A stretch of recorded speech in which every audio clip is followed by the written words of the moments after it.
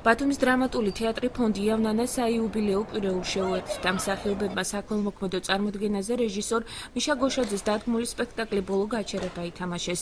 თეატრის მოყვარულებთან ერთად ჩვენებას მზრუნველობა მოკლებული ბავშვები, სოციალურად დაუცველი და შეზღუდული შესაძლებლობის მქონე პირები დაესწრნენ. საქველმოქმედო აქციები თბილისისა და საქართველოს რეგიონულ თეატრებში 10 მარტამდე გაგრძელდება. ჩატარდება კონცერტები და მასში ცნობილი ქართველი და უცხოელი ვარსკვლავები ჩაერთვებიან. 3 მარტს კი სოციალურად დაუცველ 14 მრავალშვილიან ოჯახს სახლის გასაღები გადაეცემა. ამასთან ფონდი მხარდამჭერებთან ერთად წარჩინებულ სტუდენტებს სწავლის საფასურის გადახდაშიც დაეხმარება. წელს ფონდი იავნანას 3 მარტს 10 წელი შეუსრულდება.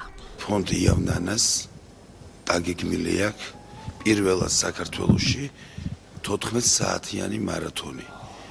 დაგეგმილია უამრავი მასშტაბური ღონისძიებები, რომელშიც მონაწილეობას მიიღებენ საქართველოში არსებული ორგანიზაციები, კომერციული ორგანიზაციები, სტუდენტები, თეატრები და ჩვენმა თეატრის ხელმძღვანელობამაც გადაწყვიტა, რომ ბათუმის თეატრიც წარსდგეს შესანიშნავი სპექტაკლით ბოლო გაჩერებით. საერთოდ მსახიობი რეჟისორი გველმოქმედია და თავისი სპექტაკლებით იმედია შემატებს იმ ბავშვებს, მთლიანად საქართველოს ამ გველმოქმედებით თუ ეყოფა ჩვენი ძალა და უნსილა მთლიანობაში აი ამ ადამიანების კეთილდღეობისათვის გამართულ საქველმოქმედო საქმეში მიიღებს მონაწილეობას. ბრწყინვალე რაღაც არის და რა ვიცი, ღმერთმა ხელი მიცეთ, ღმერთმა ხელი მომართოთ ყველას, ვინც ამ საქმე რომ ასეწევა.